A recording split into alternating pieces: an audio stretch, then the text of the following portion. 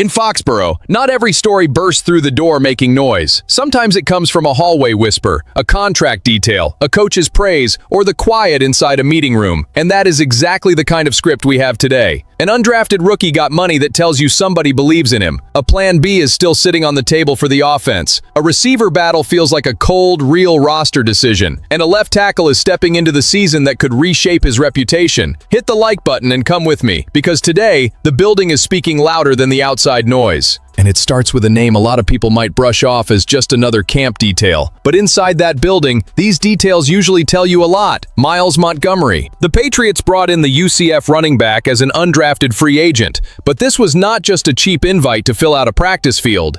He received $272,500 guaranteed, the most New England has ever given to an undrafted rookie. That does not buy him a roster spot, obviously, but it shows interest. It shows competition. It shows that somebody in Foxborough looked at him and saw more than just another body for Maye. Montgomery arrives with real production on the resume. 1,546 rushing yards and 11 touchdowns across 41 games between Cincinnati and UCF. Last season was his best one, with 705 yards and 4 touchdowns. But the most interesting part is not even sitting on the stat sheet. It is the way his coach, Kamal Beal, talked about him. Beal said Montgomery hates losing at anything. That is not some clean, polished quote for a team release. He talked about casual games, off-field competition, trash talk, the kind of edge that can separate the guy hoping for a chance from the guy who bothers everybody until he earns one. And to me, that is exactly the type of player the Patriots should always be hunting for at the back end of the roster.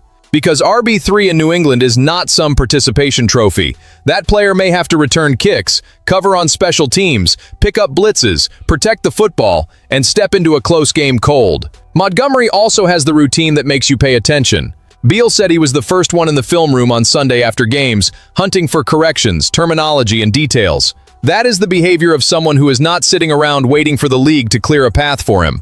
There is a strong human layer here too. Away from football, he has already worked with the Orange County Sheriff's Office, and he wants to become a police officer one day. So when the Patriots put record money into an undrafted player like that, I do not see just another camp body. I see a quiet message to every running back behind the starters. If you blink, this guy can come take your job. And pay attention to how one story connects right into the next inside that building. When a team pays above the usual price for a competitive undrafted rookie, it is telling you it wants a real fight for spots. When that same team starts circling the wide receiver market from every angle, it is saying something else. Drake Maye cannot be stuck waiting for the perfect scenario to fall into his lap. The biggest name is still A.J. Brown. Adam Schefter has put the expectation out there that a deal between the Patriots and Eagles for Brown could happen on or shortly after June 1st. That alone has the fan base staring at the calendar with the kind of off-season anxiety only an ambitious team can create. But serious backroom work does not depend only on the top target. Serious backroom work opens the second door before the first one gets jammed shut. That is where Deebo Samuel enters the picture, mentioned by Alex K of Bleacher Report as a possible fit for New England if the Brown trade does not move forward. And I know part of the fan base hears Plan B and immediately cools down. Hold up. Plan B does not mean small plan.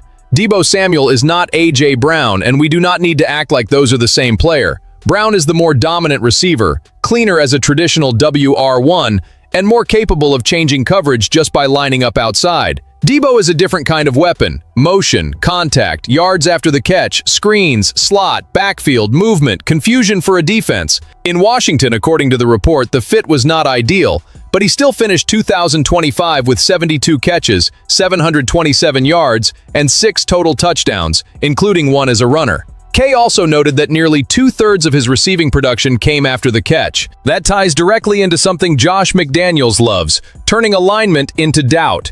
And there is another layer after Stephon Diggs' exit, and with Kayshon Boutte potentially moving into uncertain territory. The Patriots already added Romeo Doubs, who can line up outside and in the slot. Mac Hollins brings leadership and dirty work. But this offense still needs a piece that makes the opposing coordinator pause before calling coverage. If Brown arrives, the entire conversation explodes. If Brown does not, Deebo could become a different way to speed up the offense without handing the whole plan over to the market. The key is not mixing up preference with paralysis. Everybody knows A.J. Brown would be the bigger swing. But smart franchises do not just sit there with their arms folded while major negotiations breathe. They keep alternatives warm, measure the price, test interest, and maintain pressure. Because the real goal is not winning the June storyline. The real goal is putting Drake Maye on the field with enough weapons that defenses can no longer play comfortable football. And if the A.J. Brown and Deebo Samuel conversation feels huge, there is a much less glamorous, maybe even colder consequence sitting right behind it. Somebody in that wide receiver room may get squeezed out. That is the part of the backroom process that never appears in a pretty practice montage. A player runs routes, gets praised, builds chemistry with the quarterback, connects with the fan base, and still gets pulled into a 53-man roster equation that has no feelings. The Patriots have already moved that group around. Romeo Doubs came in through free agency. Stephon Diggs is off the roster. The room still has Kayshon Boutte, Mac Hollins, Kyle Williams, Demario Douglas, Efton Chisholm III, and undrafted rookie Kyle Dixon trying to make noise. And if A.J. Brown really walks through that door, the math changes in a heavy way. It is not only adding a star, it is redistributing roles, targets, snaps, packages, special teams value, and contract futures. Evan Lazar of Patriots.com laid out a read that makes sense. Mac Hollins has comfort with Drake Maye, versatility, and that willingness to do the dirty work in the run game. Kyle Williams, as a 2025 third-round pick, still feels too early to give up on. So in that view, the fight for the final spot could come down to Demario Douglas and Efton Chisholm. And that battle is way more interesting than it may seem, because it asks what kind of slot receiver the Patriots want to build around in 2026. Douglas has already given more on the field. He has 1,629 yards and 6 touchdowns in 3 seasons with New England. He has burst, he can win more vertically, and he brings that spark an overly square offense can sometimes lack.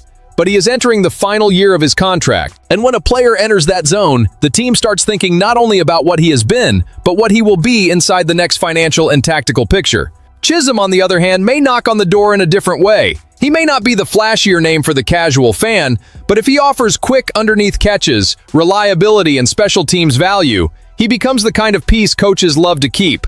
Not because he is more talented in a vacuum, but because he solves more than one problem on Sunday. So I want to feel where the fan base stands on this one. Would you keep Pop Douglas because of the production and the juice? Or would you open the door for Chisholm if he shows more fit and more value on special teams? Because this is not just a camp battle. It is an identity test for Josh McDaniels' offense. And now we get to the topic that makes every conversation about the offense more serious. Will Campbell. You can talk receiver, plan B, slot, depth.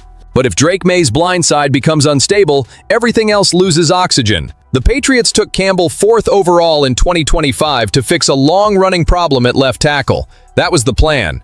That was the kind of pick that can change the structure of a franchise when it hits. Early on, there were enough signs to believe. His rookie season was not perfect, and the 5 sacks allowed through his first 12 games showed there was still work to do, but he competed. Then came the right knee injury, an MCL sprain in Week 12 against the Bengals, the trip to injured reserve, 4 missed games, and a return late in the regular season before the playoffs. But when the competition got tougher, the film got heavier. During the run to the Super Bowl, including the loss to the Seahawks, Campbell struggled. According to Next Gen Stats, he allowed 29 pressures in 4 playoff games, with 14 in the Super Bowl alone. That number stays in the mind of any offensive line coach. That is where Damien Woody comes into the picture. He knows that building, he knows the position, and he has 2 rings with the Patriots. He told Mass Live he would be surprised if Campbell did not make a jump from year 1 to year 2. And it matters to hear that without turning it into an excuse. Woody did not sugarcoat it. He pointed to the path. More strength, cleaner technique, sharper fundamentals. The short arm discussion has followed Campbell since before the NFL, and Woody was direct in saying that is nothing new for him. The issue, in his view, was more about technique and strength. That is the backroom piece that matters right now. At an OTA practice open to the media, nobody learns everything. No pads, passing drills, 11 on 11, 7 on 7. You can notice body shape, movement, confidence, communication, maybe a little of how he looks physically after the offseason. But you cannot know if he will hold up against elite edge rushers in December. The real evaluation starts when camp heats up in July and the contact finally arrives. Still, the Patriots added spice to the story by bringing in Caleb Lomu in the first round of 2026. Mike Vrabel has already backed Campbell as the starting left tackle, and that carries weight. But drafting another tackle that high does not feel empty. It could be insurance. It could be a future succession plan for Morgan Moses. It could be a swing tackle move. But it is also competitive pressure placed inside the room without anyone needing a speech. And Elijah Vera Tucker, coming over from the Jets, will be working next to Campbell. A guard at that level can help a young tackle a lot, because protecting the left side is not just an isolated one-on-one duel. It is communication, footwork, help, angles, timing. So Campbell is not alone, but he is not free from pressure either. If the strength shows up and the technique settles down, New England breathes easier. If none of that appears once the pads come on, then the conversation stops being about development and turns into a real warning sign for Drake Maye's blind side. So that is the read for today. New England is building competition everywhere. Montgomery is not just a cheap flyer, he is a hunger test at the bottom of the roster. Deebo Samuel shows up as a contingency plan because the Patriots cannot let Drake Maye be held hostage by one negotiation. Douglas and Chisholm prove that fan affection does not erase roster math. And Campbell enters the year where promise has to become stability. That is the backroom reality of a team that knows small details can turn into huge Sundays. If you want to follow every Foxborough move without that cold, distant filter, subscribe to the channel and stay with us.